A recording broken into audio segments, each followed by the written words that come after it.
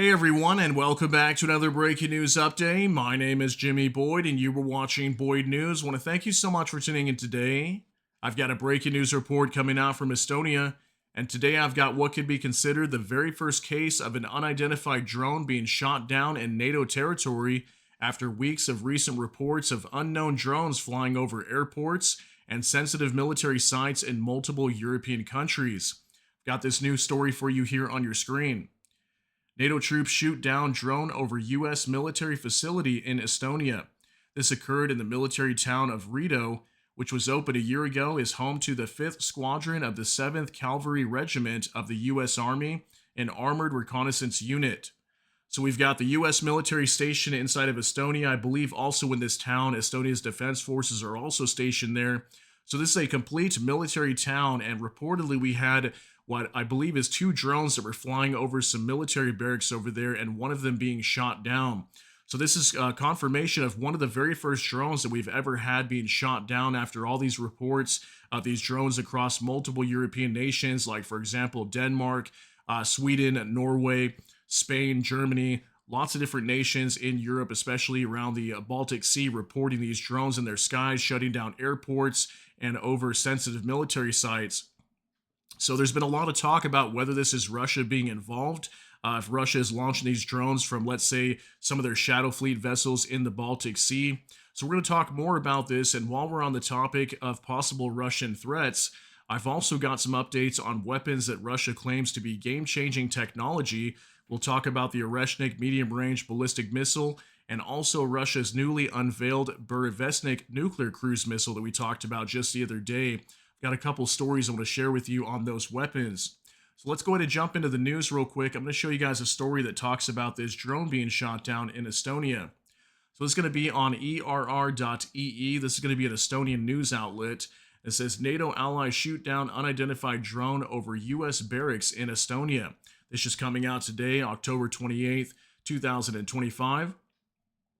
The information right here reads, two unidentified drones flew near the Reedo military barracks in South Estonia.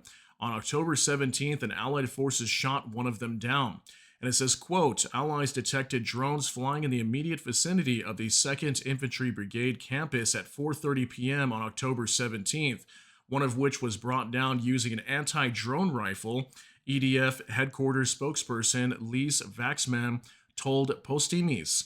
Okay, so apparently this occurred just about a week or so ago, a little bit over a week, actually, on October 17th, that apparently there was two drones that were flying right over the 2nd Infantry Brigade campus, and apparently they had shot one of these down using an anti-drone rifle.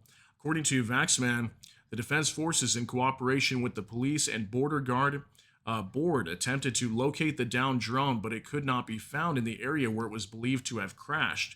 It says, quote, the EDF does not comment in detail on security-related incidents, she noted. The Reedo Barracks is home to the U.S. Army's 5th Squadron, 7th Cavalry Regiment, 5-7 CAV, and an Armored Reconnaissance Squadron. Okay, so interesting story, and unfortunately not enough information. I wish we had a little bit more details on this, but what we do know is this drone apparently was shot down, at least one of them were. But what I thought was interesting, where it talks about how they could not find where it crashed out. Now, if you were able to shoot this down with an anti-drone rifle, I would think it'd be, what, maybe at the most a few hundred meters away or something. How were they not able to locate this thing, especially if it was flying over the barracks? I wonder where it may have landed at. Did it land on top of a building or something, or where did it go? We don't really know yet.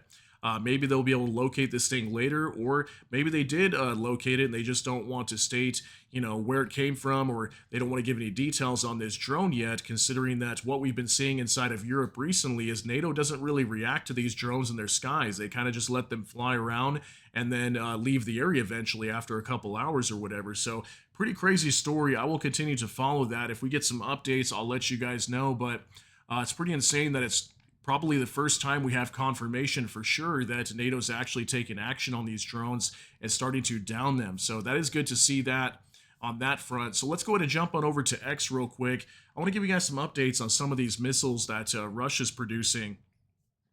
So here's an update from Jurgen Nato. It says the Oreshnik will enter combat service in Belarus in December, officially according to Russian media. From here, it will fly to Poland in 3 minutes and to France in 8 minutes. The Oreshnik is a Russian experimental medium-range hypersonic missile, or Mach 10 plus, nuclear capable with a range of up to 5,500 kilometers and difficult to intercept. Okay, so just wanted to give you this quick update on this Oreshnik missile. We've been hearing for several months now that apparently the Russians were going to be deploying the Oreshnik missile into Belarus. Apparently, it will be deployed on the southwestern side of its territory close to the border of Poland. And apparently, it will also be in service by the end of the year. Okay, so just wanted to give you that quick news there and let you know what the Russians are planning to do with this Oreshnik missile. I think it was just about a month ago that Lukashenko, or Alexander Lukashenko, the president of Belarus, had claimed that they had received this thing already. Apparently, it will enter combat service by the end of the year, so get ready for that. We talked a lot about this missile in the past. It got fired into Ukraine in the city of Dnipro back in November of 2024. It was an inert missile. It didn't have an actual warhead on it, but the Russians boasted it as a very unique weapon that could be equivalent to a nuclear weapon, maybe in some ways more powerful, but apparently is not classified as a nuclear weapon to my understanding. This thing does have a pretty insane range. It can attack different nations inside of Europe, so that's some big news there. Now, also from next, the Burevestnik missile is more political PR than a real weapon. The missile Putin has been boasting about is based on 1950s technology and represents no real military breakthrough, the Wall Street Journal reports. U.S. experts note that the idea of a nuclear-powered cruise missile dates back to the Cold War. The U.S. abandoned such projects 70 years ago when intercontinental missiles proved faster and more reliable. Analysts say that the Burevestnik flies below the speed of sound, making it easy prey for modern air defense systems. Its radioactive engine makes it detectable, and its complex design increases the risk of accidents. It's more of a laboratory experiment than a practical weapon, said Douglas Berry of the International Institute for Strategic Studies. According to Wall Street Journal, Putin is using the Burevestnik mainly as leverage against Trump, not as a real threat. Its political impact far exceeds its actual military value, and Trump's reaction has been notably cool.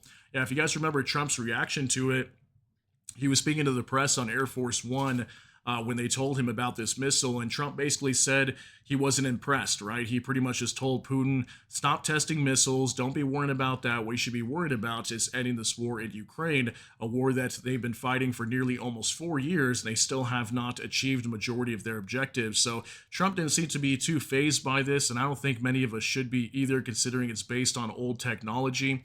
And the fact that it's a cruise missile and low flying, I would think it'd be much easier to take out. But nonetheless, the fact that it's got a nuclear motor or reactor on board, obviously that's a little dangerous too, right? And we were kind of talking about this in some of the comments in the video that came out just the other day that I shared with you guys.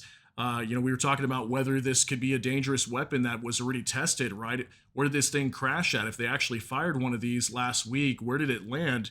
Considering that it could have nuclear material in it. So pretty crazy story. Just want to give you an update on this missile, but I'm curious to know what you guys think about it. Are you concerned about this new Burevestnik missile, or do you think that it's just, again, more posturing from the Russians just trying to scare the United States, obviously because they've been planning on giving Ukraine Tomahawks and whatnot? Just want to give you an update there as well, guys. I want to thank you very much for tuning in. Again, I'll continue to follow this story regarding this drone that was shot down over Estonia. If we get some more updates on that, I'll do another video for you. So let me know what you think about all these details down below in the comment section. That's going to be it for today's update. If you got something out of this, please smash that like button. Also, if you enjoy my content, please consider subscribing down below. Hit the notification bell. That way YouTube can notify you. And with that, hope you all have a great day. Everybody take care and God bless. And we'll see you in the next one.